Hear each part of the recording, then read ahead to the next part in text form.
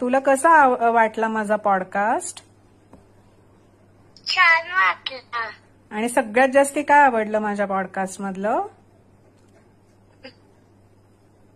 2 तास खेळायचं आणि 1 तास अभ्यास. 1 तास अभ्यास बास ना? हो. व्हेरी हे नाईस. थोडं आवडलं. हो ना, थँक्यू.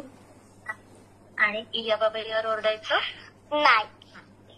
इकडे आत्तूचा पॉडकास्ट चालू आहे.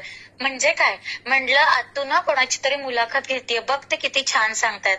कोणाला म्हणलं, ते आईला सांगतात, इयाला सांगतायत की इयानी तुझ्याशी कसं वागायचं असं सांगतायत.